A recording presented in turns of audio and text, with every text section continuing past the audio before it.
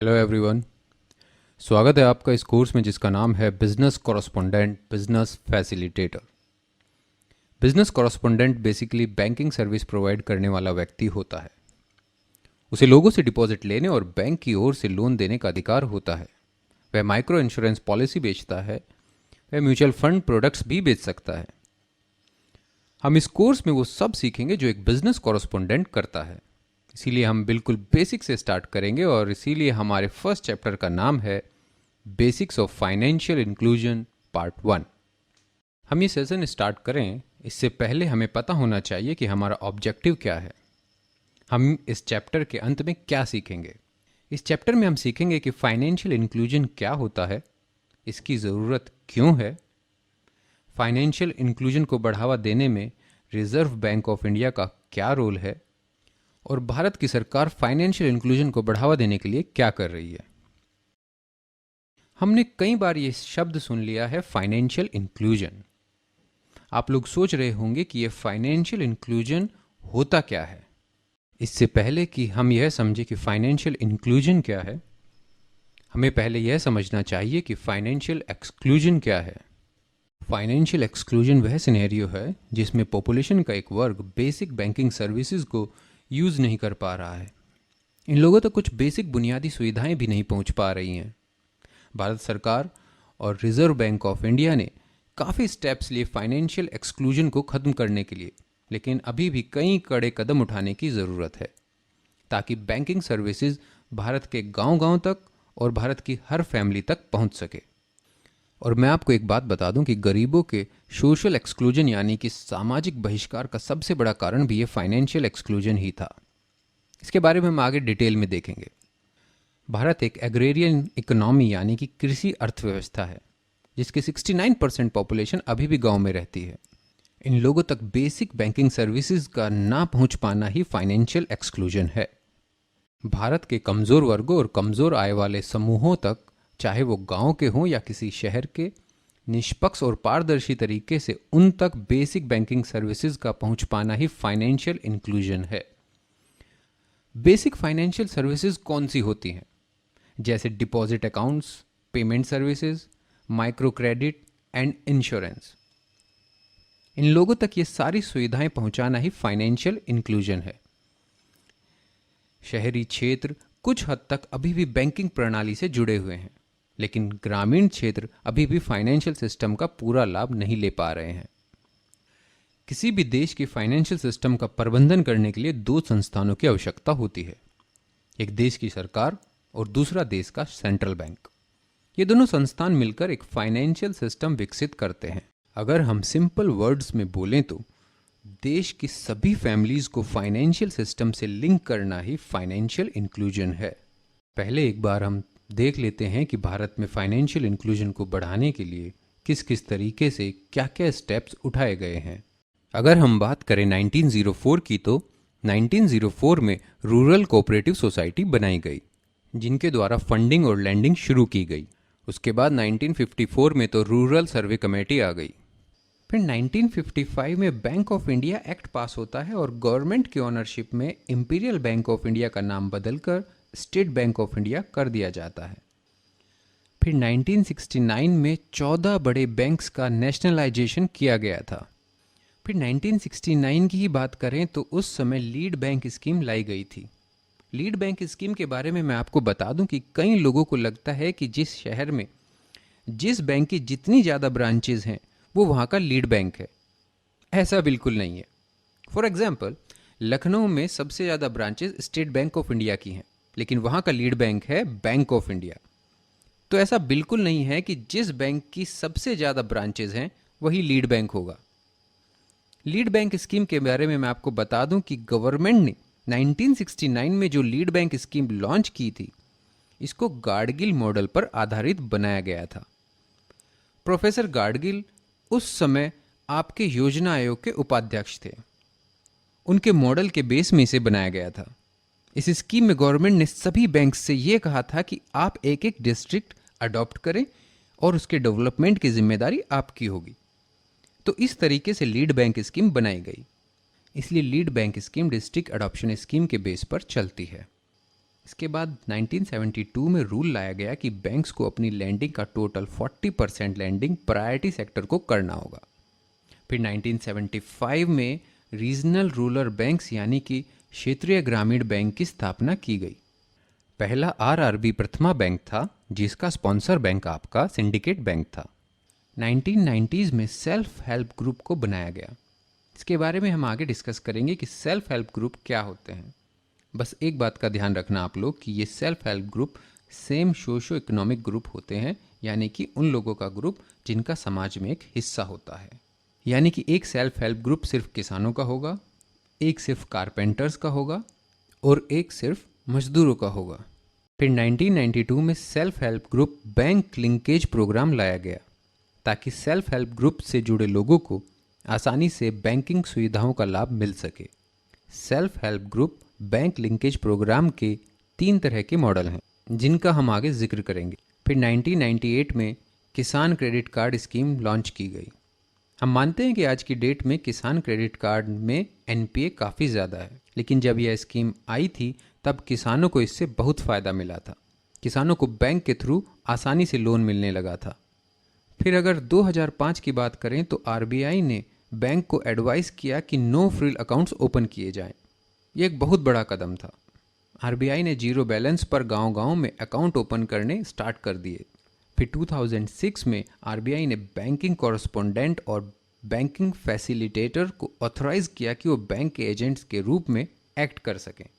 फिर 2010 में आरबीआई ने प्रॉफिट कंपनीज को अलाउ किया कि वो एनबीएफसीज को छोड़कर बैंकिंग कॉरेस्पोंडेंट की तरह काम कर सकते हैं। फिर 2011 में national payment corporation of India ने आईएमपीएस लॉन्च किया, जिसके द्वारा आप घर बैठे ही मनी ट्रांसफ़र कर सकते हैं। फिर 28 अगस्त 2014 को प्रधानमंत्री जन धन योजना को लॉन्च किया गया। फिर 1 जनवरी 2016 को जो प्रायोरिटी सेक्टर लैंडिंग का टारगेट रीजनल रूरल बैंक के लिए था, उसे बढ़ाकर 60% से 75% कर दिया गया। यानी कि जितने भी आरआरबीज हैं उन्हें अपनी टोटल लैंडिंग का 75% लैंडिंग सिर्फ प्रायोरिटी सेक्टर को करना होगा। मैं आपको बताना चाहता हूं कि 2004 भारत सरकार के लिए एक आंख खोलने वाला वर्ष था। 2004 में यूनाइटेड नेशंस ने भारत सरकार से भारत में फाइनेंशियल इंक्लूजन की स्थिति की जांच करने का अनुरोध किया। उस समय यूनाइटेड नेशंस के चीफ थे मिस्टर कोफी अन्नान। भारत सरकार ने यूएन को भरोसा दिलाया कि इंडिया की सारी फैमिलीज बैंकिंग सिस्टम से कनेक्टेड है, क्योंकि इंडिया ने 1975 में आरआरबीज यानी कि रीजनल रूरल बैंक्स ओपन करवा दिए थे। यूनाइटेड नेशंस भारत सरकार के इस जवाब से सेटिस्फाइड नहीं थे, इसीलिए उन्होंने दोबारा रिक्वेस्ट किया कि एटलीस्ट एक सर्वे ही करवा लो, ये पता करने के लिए कि इंडिया में फाइनेंशियल इंक्लूजन का एग्जैक्ट। तक हमने समझा कि फाइनेंशियल इंक्लूजन क्या है। अब प्रश्न ये आता है कि इंडिया में फाइनेंशियल इंक्लूजन की ज़रूरत क्या है और इंडिया में फाइनेंशियल इंक्लूजन इम्पोर्टेंट क्यों है। हम सभी जानते हैं कि भारत की मैक्सिमम पॉपुलेशन मिडिल क्लास की है और ज़्यादातर मिडिल क्लास परिवार निवेश की बजाय बचत पर ध्यान देते हैं। इसलिए फाइनेंशियल इंक्लूजन का मुख्य उद्देश्य बचत को बढ़ावा देना है। बचत को बढ़ावा देने के साथ सरकार सब्सिडी और वेलफेयर स्कीम में से मिडिल मैन को हटाना चाहती है।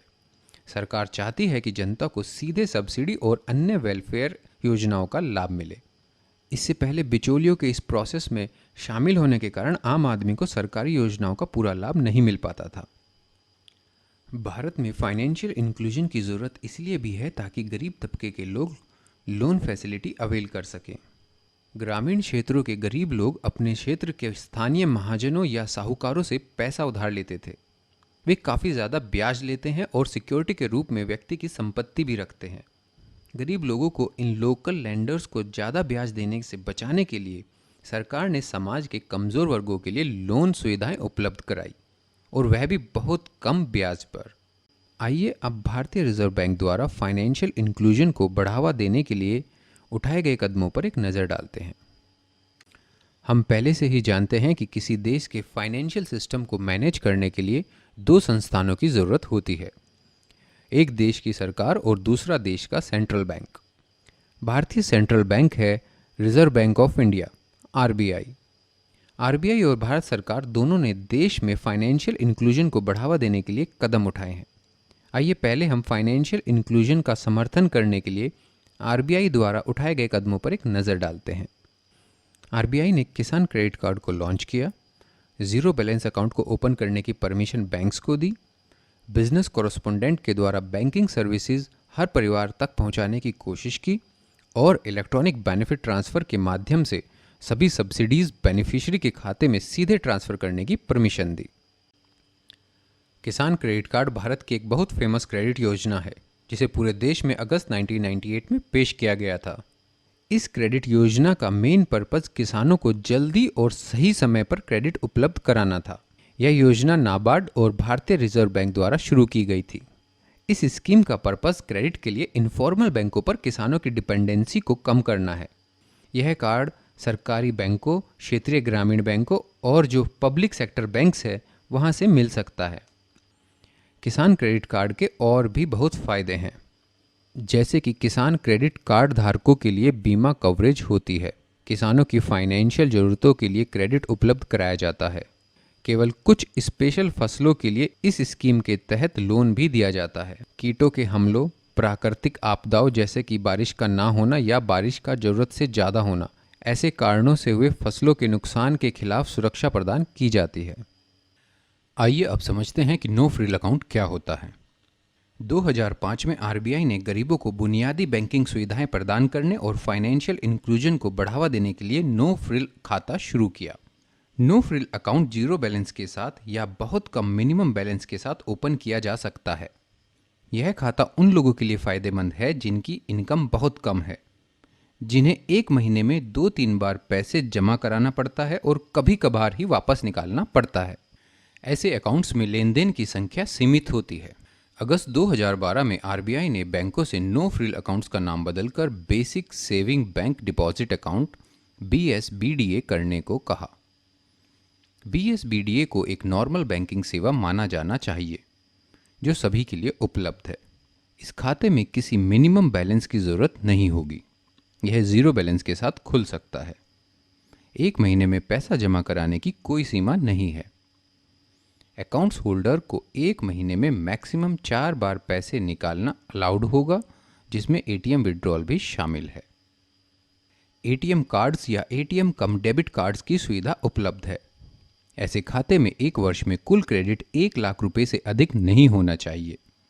खाते में किसी भी समय मैक्सिमम बैलेंस 50,000 रुपये से अधिक नहीं होना चाहिए। कैश विड्रॉल्स और ट्रांसफ़र के माध्यम से टोटल डेबिट एक महीने में 10,000 रुपये से अधिक नहीं होना चाहिए। BSBDA के 2 तरह के अकाउंट्स होते हैं, छोटा खाता और सामान्य खाता। स्मॉल अकाउंट किसी भी इंट्रोड्यूसर यानी कि एक परिचयकर्ता या गारंटर की मदद से खोला जा सकता है। ऐसे खातों के लिए KYC की ज़रूरत नहीं होती है।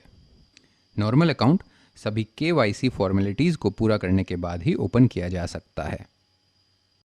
अभी तक हम देख चुके हैं कि आरबीआई ने फाइनेंशियल इंक्लूजन को बढ़ावा देने के लिए क्या क्या कदम उठाए हैं।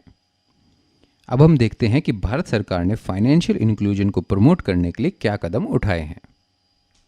भारत सरकार ने फाइनेंशियल इंक्लूजन को बढ़ावा देने के लिए बहुत सारी स्कीम लॉन्च की हैं, जैसे self help group bank linkage programme, प्रधानमंत्री जनधन योजना, प्रधानमंत्री मुद्रा योजना, सुकन्या समृद्धि योजना, अटल पेंशन योजना, प्रधानमंत्री जीवन ज्योति योजना, प्रधानमंत्री सुरक्षा बीमा योजना।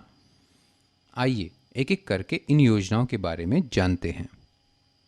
सेल्फ हेल्प ग्रुप यानी कि स्वयं सहायता समूह, जिसे हम SHG भी कहते हैं, एक ग्राम आधारित समिति है जो आमतौर पर 10 से 20 लोकल पुरुषों या महिलाओं से बना होता है।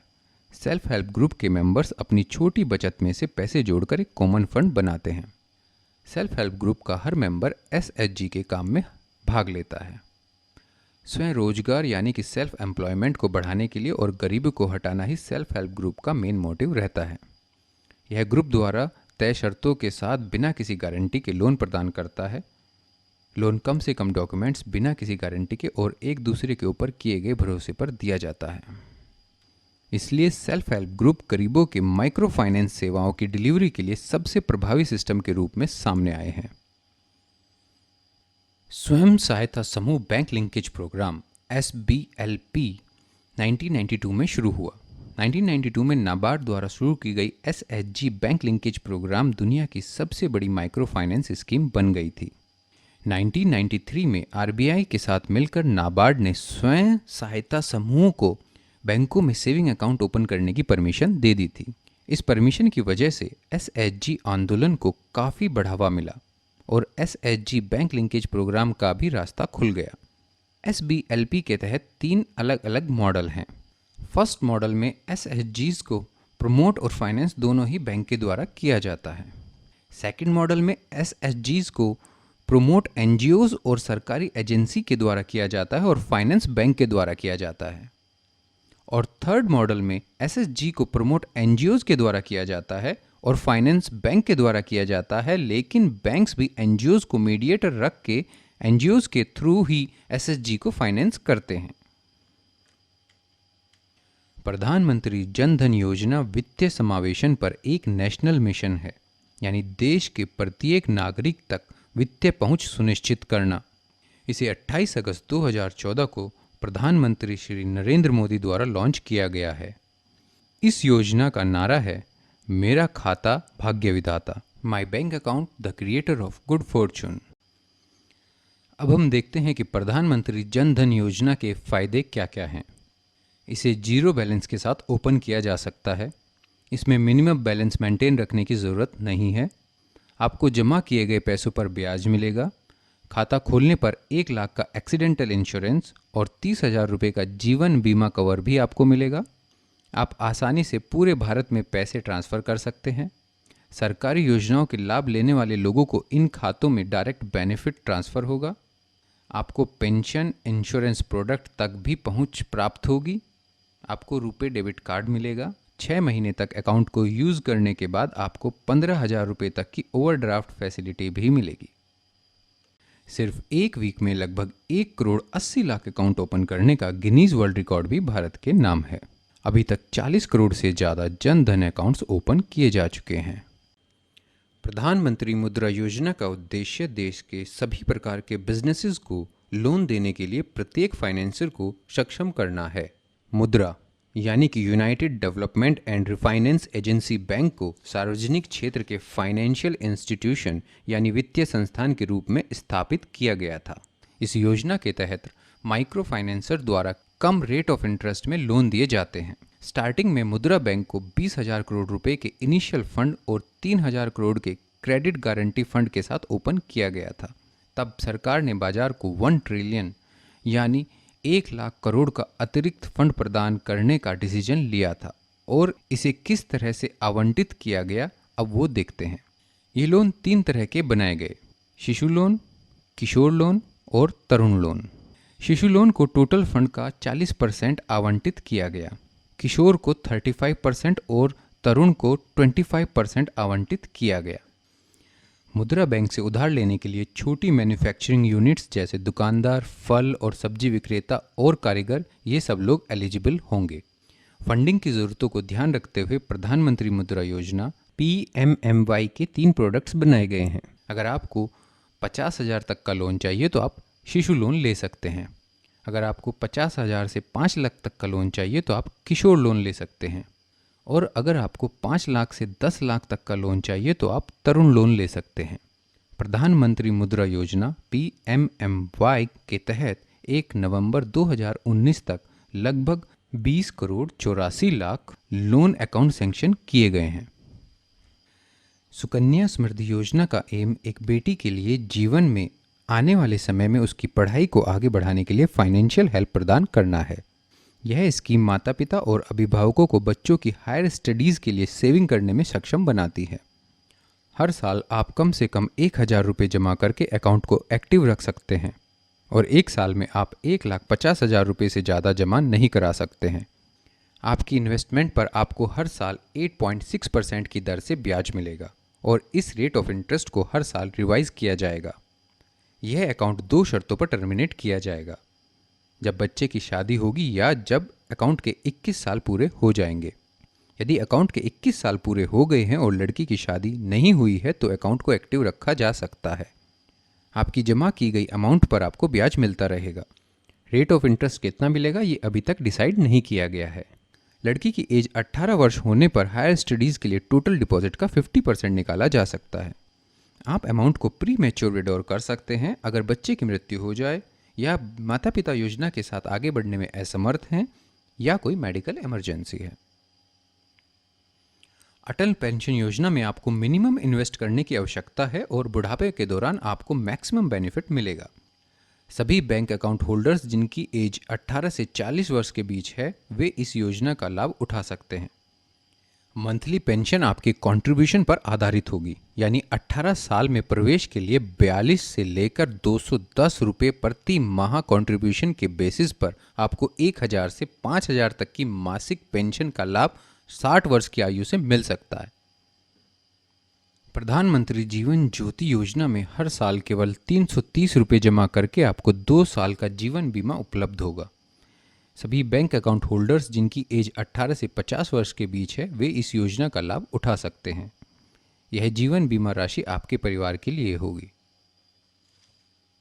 प्रधानमंत्री सुरक्षा बीमा योजना में हर साल केवल 12 रुपये जमा करके आपको 2 लाख का एक्सीडेंटल बीमा उपलब्ध होगा। सभी बैंक अकाउंट होल्डर्स जिनकी एज 18 से 70 वर्ष के बीच है वे इस योजना का लाभ उठा सकते हैं। दुर्घटना के कारण मृत्यु और परमानेंट डिसेबिलिटी यानी स्थायी विकलांगता को यह स्कीम कवर करती है।